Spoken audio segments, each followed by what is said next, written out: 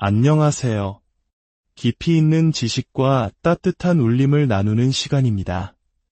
오늘 우리는 성경의 한 구절, 요한복음 14장을 통해 우리 삶의 가장 근원적인 질문에 대한 답을 찾아보는 여정을 떠나려 합니다. 우리의 마음을 어지럽히는 수많은 문제들, 그 엉킨 실타래를 푸는 단 하나의 실마리는 과연 어디에 있을까요?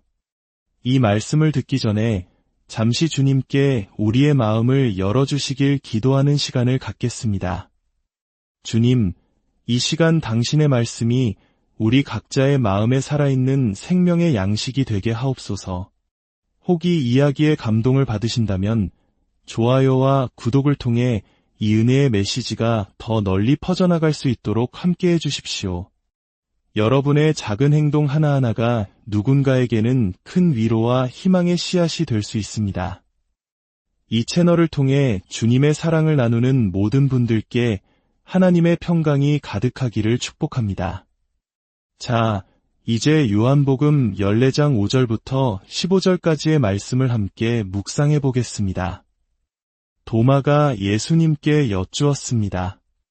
주님, 저희는 주님께서 어디로 가시는지 알지 못하는데 어떻게 그 길을 알 수 있겠습니까?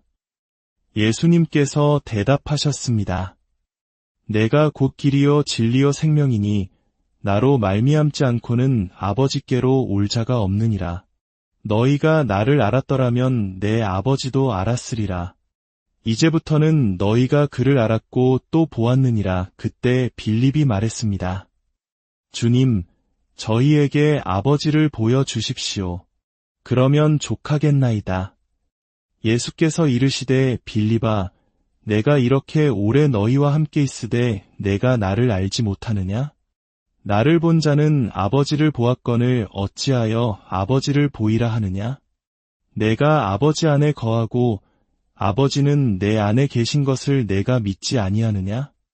내가 너희에게 이르는 말은 스스로 하는 것이 아니라 아버지께서 내 안에 계셔서 그의 일을 하시는 것이라. 내가 아버지 안에 거하고 아버지께서 내 안에 계심을 믿으라. 그렇지 못하겠거든 행하는 그 일로 말미암아 나를 믿으라. 내가 진실로 진실로 너희에게 이르노니 나를 믿는 자는 내가 하는 일을 그도 할 것이요 또한 그보다 큰 일도 하리니 이는 내가 아버지께로 감이라. 너희가 내 이름으로 무엇을 구하든지 내가 행하리니 이는 아들로 말미암아 아버지께로 영광을 돌리게 하려 함이라. 내 이름으로 무엇이든지 내게 구하면 내가 행하리라. 너희가 나를 사랑하면 나의 계명을 지키리라. 이것은 살아계신 하나님의 말씀입니다. 오늘날 도시 트렌드를 연구하는 전문가들은 말합니다. 사회가 도시화되고 기술이 발전할수록 역설적으로 우리는 더욱 인격적인 관계를 갈망하게 된다고 말입니다. 첨단 기술을 의미하는 하이테크 사회일수록 따뜻한 인간적 접촉을 의미하는 하이터치가 중요해진다는 것입니다. 아마 많은 분들이 공감하실 겁니다. 우리는 하루에도 수없이 많은 사람들과 스쳐 지나가지만 정작 깊은 외로움을 느낄 때가 많습니다. 특히 우리 한국 사회는 눈부신 경제 성장과 IT 강국이라는 명성 뒤에 그 누구보다 치열한 경쟁과 삭막함을 견뎌내야 했습니다. 모든 것이 빨리빨리 변하고 관계마저도 효율과 기능 중심으로 재편되는 세상 속에서 우리는 때로 내가 하나의 인격체가 아닌 어떤 목적을 위한 부품이나 수단처럼 느껴지는 순간들을 경험합니다. 자동응답 시스템과 씨름하며 제발 사람과 통화하게 해달라고 외쳐본 경험, 수많은 SNS 친구들 속에서도 마음 터놓을 곳 하나 없어 공허했던 밤들. 이 모든 것이 바로 인격적인 관계에 대한 우리 영혼의 깊은 갈증을 보여주는 증거입니다. 성경은 바로 이 문제에 대한 해답이 복음에 있다고 말합니다. 기쁜 소식, 즉 복음의 핵심은 바로 하나님을 인격적으로 아는 것입니다. 이것은 기독교 신앙의 가장 첫 번째 우선순위이며 다른 모든 것은 이로부터 흘러나오는 결과물에 지나지 않습니다. 성경에 나오는 위대한 기도들을 살펴보면 우리는 놀라운 사실을 발견하게 됩니다. 그들은 우리처럼 성공이나 능력, 축복이나 기쁨을 최우선으로 구하지 않았습니다. 그들의 기도는 거의 예외 없이 하나님을 더 깊이 알게 해달라는 갈망으로 가득 차 있습니다. 에베소서에서 사도 바울은 이렇게 기도합니다. 너희 마음의 눈을 밝히사 그의 부르심의 소망이 무엇이며 그의 힘의 위력으로 역사하심을 따라 믿는 우리에게 베푸신 능력의 지극히 크심이 어떠한 것을 너희로 알게 하시기를 구하노라. 왜일까요? 성경은 우리가 우리 자신의 문제와 필요, 지적인 질문들에 집착하는 동안 진짜 문제의 핵심을 놓치고 있다고 말하기 때문입니다. 우리의 진짜 문제는 하나님을 인격적으로 알지 못하거나 충분히 깊이 알지 못하는 데에 있습니다. 마치 엉망으로 꼬여버린 실타래를 상상해 보십시오. 아무리 잡아당겨도 매듭은 더 단단해지기만 합니다. 그러다 우연히 혹은 간절한 노력 끝에 어떤 실 한 가닥을 살짝 당겼을 때 놀랍게도 그 복잡했던 모든 매듭이 스르르 풀려나가는 경험을 할 때가 있습니다.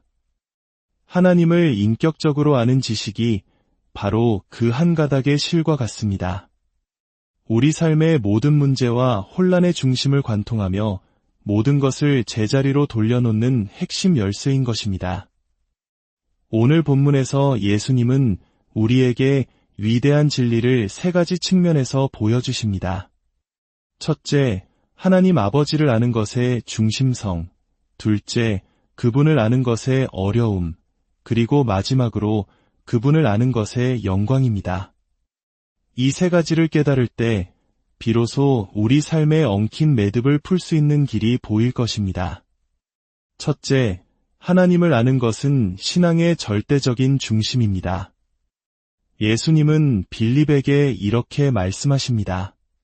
빌립아, 내가 이렇게 오래 너희와 함께 있으되 내가 나를 알지 못하느냐? 이 말씀은 참으로 충격적입니다. 빌립은 누구였습니까? 그는 예수님의 12제자 중 한 명이었습니다. 예수님의 가장 가까운 곳에서 그분의 모든 가르침을 듣고 기적을 목격했으며 굶주린 자를 먹이고 병든 자를 고치는 사역에 동참했던 사람입니다. 그는 소위 내부자였습니다. 그러나 예수님은 그런 빌립에게 너는 아직 나를 알지 못한다고 말씀하십니다. 이는 우리에게 중요한 구분을 가르쳐 줍니다. 바로 에 대해 아는 것과 을 인격적으로 아는 것의 차이입니다. 우리는 하나님에 대해 많은 것을 알 수 있습니다. 성경 지식을 쌓고 신학 이론을 공부하고 교회 활동에 열심히 참여하면서 말입니다. 하지만 그것이 하나님을 인격적으로 아는 것과 동일하지는 않습니다. 우리가 새로운 사람을 만나는 과정을 생각해 봅시다. 처음에는 서로에 대한 정보를 교환합니다. 어디 사는지, 무슨 일을 하는지, 취미는 무엇인지, 이것은 정보적 암의 단계입니다. 하지만 관계가 깊어지려면 우리는 반드시 어떤 선을 넘어야 합니다. 바로 인격적인 영역으로 들어가는 것입니다. 자신의 깊은 생각과 감정, 상처와 기쁨, 삶을 움직이는 가치관을 나누기 시작합니다. 상대방의 이야기에 진심으로 귀 기울이고 공감하며 서로에게 헌신과 신뢰를 보일 때 우리는 비로소 친구가 되었다고 말할 수 있습니다. 정보적 암에서 인격적 암으로 넘어간 것입니다. 중요한 점은 정보 없이 인격적인 관계를 맺을 수는 없지만 정보만 가지고 인격적인 관계를 맺었다고 착각할 수는 있다는 것입니다. 예수님은 바로 이 점을 지적하십니다. 빌립처럼 예수님 곁에서 분주하게 사역하며 그분에 대한 지식이 해박할지라도 정작 그 모든 것을 다른 사람을 통해 들은 간접적인 암에만 머무를 수 있다는 것입니다. 요한복음 17장에서 예수님은 이렇게 기도하십니다. 영생은 곧 유일하신 참 하나님과 그가 보내신 자 예수 그리스도를 아는 것이니이다. 여기서 안다는 것은 단순히 지식적으로 인지하는 것을 넘어 깊고 친밀한 관계 속에서 체험적으로 아는 것을 의미합니다. 이것이 바로 영생, 즉 생명의 본질 그 자체라는 것입니다. 우리가 창조된 목적이 바로 여기에 있습니다. 예레미야 선지자는 하나님의 말씀을 이렇게 전합니다. 지혜로운 자는 그의 지혜를 자랑하지 말라. 용사는 그의 용맹을 자랑하지 말라. 부자는 그의 부유함을 자랑하지 말라. 자랑하는 자는 이것으로 자랑할지니 곧 명철하여 나를 아는 것과 상상해 보십시오. 당신이 세상에서 가장 똑똑한 사람이 되어 모든 대학과 정부가 당신을 원한다고 합시다. 혹은 위대한 스포츠 스타가 되어온 국민의 사랑을 받는다고 합시다. 또는 수조 원의 재산을 상속받았다고 상상해 보십시오. 그 어떤 만족감과 성취감을 느낄 수 있을까요? 하나님은 말씀하십니다. 나를 아는 것에서 오는 기쁨과 만족감에 비하면 그것은 아무것도 아니다. 이것이 성경의 담대한 선언입니다. 둘째, 그렇다면 왜 하나님을 인격적으로 아는 것은 이토록 어려울까요? 많은 사람들이 기독교에 대해 갖는 불편함, 예를 들어 너무 혼란스럽다, 너무 많은 것을 요구한다, 너무 배타적이다와 같은 문제들의 근원에는 사실 기독교가 너무 인격적이기 때문이라는 이유가 숨어 있습니다. 첫 번째 문제는 기독교가 인격적인 관계를 최우선으로 두기 때문에 우리가 중요하다고 생각하는 다른 문제들보다 예수 그리스도, 그분은 누구인가? 라는 질문에 먼저 답하라고 요구한다는 점입니다. 우리는 수많은 지적인 질문들을 가지고 있습니다. 왜 하나님은 세상의 고통을 내버려 두시는가? 예수님을 들어보지 못한 사람들은 어떻게 되는가? 내 삶의 이 문제는 어떻게 해결할 수 있는가? 등등. 그러나 성경은 끊임없이 말합니다. 가장 중요한 것을 먼저 하라. 그분을 먼저 만나라. 그분과의 관계가 바로 서기 전에는 다른 어떤 질문도 제대로 된 답을 얻을 수 없다. 이것은 마치 결혼 생활과 같습니다. 부부가 함께 처리해야 할 수많은 일들이 있지만 관계 자체에 문제가 생겼을 때 아내가 남편을 멈춰 세우고 말합니다. 여보, 잠깐만요. 지금 이 문제를 이야기할 때가 아니에요. 우리 관계가 먼저 회복되어야 해요. 그 말이 맞습니다. 왜냐하면 결혼은 부차적으로는 사업적 파트너십일 수 있지만 본질적으로는 인격적인 관계이기 때문입니다. 그 관계가 바로 서지 않으면 다른 모든 것이 삐걱거리게 됩니다. 하나님과의 관계도 마찬가지입니다. 기독교가 만약 철학이었다면 지적인 질문부터 시작해도 됩니다. 만약 심리치료법이었다면 우리의 필요부터 시작해도 됩니다. 하지만 기독교는 근본적으로 한 인격체와의 관계이기에 우리는 반드시 그분 자신에게서부터 시작해야 합니다. 두 번째 문제는 예수 그리스도의 절대적이고 배타적인 요구가 바로 인격적인 관계의 본질에서 비롯된다는 점입니다. 예수님은 말씀하십니다. 내가 곧 길이요, 진리요, 생명이다. 많은 사람들이 이 말씀을 싫어합니다. 예수님만이 유일한 길이어야 하냐고 묻습니다. 하지만 다시 한번 우리의 인간관계를 생각해 봅시다. 우리가 누군가와 깊은 우정을 맺기 시작하는 순간 우리는 필연적으로 우리 삶에 대한 완전한 통제권을 조금씩 잃기 시작합니다. 그것이 인격적인 관계의 속성입니다. 만약 당신의 가장 친한 친구가 당신에게 한마디 상의도 없이 다른 도시로 이사를 결정하고 떠나기 전날 통보한다면 당신은 깊은 실망감을 느낄 것입니다. 왜냐하면 깊은 관계는 서로의 삶에 영향을 주고 중요한 결정을 함께 나누기를 기대하기 때문입니다. C.S. 루이스는 이렇게 말했습니다. 당신의 마음이 상처받는 것을 원치 않는다면 그 마음을 아무에게도 주지 마라. 그러면 그 마음은 결코 부서지지 않을 것이다. 그러나 그 대신 깨뜨릴 수도, 꿰뚫을 수도, 구원할 수도 없는 상태가 될 것이다. 즉, 통제권을 잃지 않기 위해 인격적인 관계를 피한다면 우리는 결국 우리 자신을 잃게 된다는 것입니다. 이 원리를 우주에서 가장 위대하신 분, 살아계신 하나님과의 관계에 적용해 보십시오. 그분과 인격적인 관계를 맺는다는 것이 우리 삶의 완전한 헌신과 통제권의 이양을 요구하는 것은 너무나 당연하지 않겠습니까? 그분이 생명이 되신다는 것은 그분이 우리 삶의 이유 그 자체가 되어야 함을 의미합니다.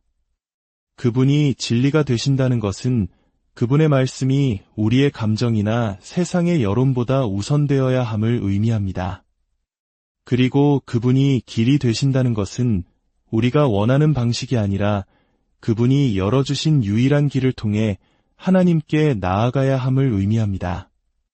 다른 사람의 마음의 문을 밖에서 마음대로 열 수 없듯이 하나님의 마음으로 들어가는 길 역시 하나님께서 친히 열어주셔야만 합니다. 예수 그리스도가 바로 그 유일한 문이요, 길이 되시는 것입니다. 마지막으로, 그렇다면 하나님을 인격적으로 아는 것의 영광은 무엇일까요? 내가 정말 그분을 아는지 어떻게 알 수 있을까요? 예수님은 그것을 보는 것이라고 말씀하십니다. 빌립이 아버지를 보여주소서라고 했을 때 그는 눈에 보이는 기적이나 환상을 구했습니다. 그러나 예수님은 나를 본 자는 아버지를 보았다고 말씀하시며 다른 차원의 봄을 이야기하십니다. 이것은 단순히 망막으로 사물을 인지하는 봄이 아니라 마음으로 깊이 깨닫고 이해하는 봄입니다. 우리가 어떤 사실을 깨달았을 때 이제 알겠다 라고 말하는 것과 같습니다. 하나님을 인격적으로 안다는 것은 성경의 진리가 더 이상 머리에만 머무는 차가운 정보가 아니라 가슴으로 내려와 우리의 전 인격, 즉 지성과 감성과 의지에 총체적인 영향을 미치는 것을 의미합니다. 수년간 매주 3번씩 설교를 들었던 한 성도님의 이야기가 있습니다. 6년이 지난 어느 날 십자가에 대한 설교를 들은 그가 저에게 와서 말했습니다. 목사님, 저는 오늘 처음으로 그 말씀을 들었습니다. 저는 그가 그곳에 온 이후로 적어도 50번은 십자가에 대한 설교를 들었다는 것을 압니다. 무엇이 달랐을까요? 그날 그에게 정보적 암이 인격적 암으로 전환되는 순간이 찾아온 것입니다. 그는 처음으로 십자가가 단지 죄를 벌하시는 하나님의 공의뿐만 아니라 우리를 구원하시는 하나님의 사랑이 완벽하게 조화를 이루는 사건임을 지성적으로 깨닫고 그 아름다움에 전율했습니다. 감성적으로는 늘 막연하게 믿었던 예수님이 내 죄를 위해 죽으셨다는 사실이 실제가 되어 지긋지긋했던 죄책감에서 해방되는 감격적인 자유를 맛보았습니다. 그리고 마침내 의지적으로 나를 위해 모든 것을 주신 그분을 위해 이제 나는 다르게 살아야겠다고 결단하며 주변 사람들을 놀라게 할 만큼 사랑과 용서가 많은 사람으로 변화하기 시작했습니다. 이것이 바로 하나님을 인격적으로 아는 것의 영광입니다. 죽어있던 정보가 살아있는 실제가 되어 우리의 생각과 감정과 삶의 방향 전체를 바꾸어 놓는 것입니다. 여러분은 하나님을 아십니까? 아니면 단지 하나님에 대해 알고 있을 뿐입니까? 그분은 여러분에게 살아있는 실제이십니까? 혹시 이 자리에 오랫동안 신앙생활을 해왔지만 어느새 그 관계가 메마른 습관이 되어버린 분이 계십니까? 무엇이 당신과 하나님 사이를 가로막고 있습니까? 분주함입니까? 용서하지 못하는 마음입니까? 숨겨진 죄입니까? 그 어떤 것이든 진주상인의 비유처럼 모든 것을 팔아 가장 귀한 보화이신 하나님과의 인격적인 관계를 되찾으십시오. 그것을 잃는 것보다 더 큰 손해는 없고 그것을 얻기 위해 포기하는 것은 결코 아깝지 않습니다. 혹은 오늘 말씀을 통해 자신이 한 번도 하나님을 인격적으로 만나본 적이 없다는 사실을 깨달은 분이 계실지도 모르겠습니다. 그렇다면 세례 요한처럼 그분께 솔직하게 나아가십시오. 성경을 펴고 그분의 인격을 직접 마주하십시오. 그리고 이렇게 기도하십시오. 예수님, 당신이 정말로 살아계신 분이라면 제게 당신을 알려주십시오. 저의 의심을 도와주시고 당신을 만날 수 있도록 제 마음을 열어주십시오. 그분은 자신에게 나아오는 자를 결코 외면하지 않으시겠다고 약속하셨습니다.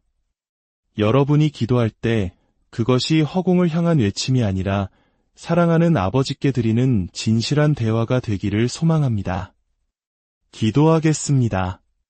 아버지 하나님, 오늘 말씀을 통해 우리 삶의 가장 중요한 것이 당신을 인격적으로 아는 것임을 깨닫게 하시니 감사합니다.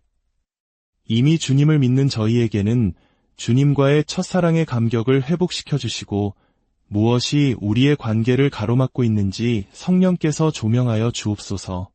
아직 주님을 인격적으로 만나지 못한 이들에게는 닫힌 마음의 문을 열어주시고 예수 그리스도의 얼굴에 있는 하나님의 영광을 아는 빛을 비추어 주시옵소서.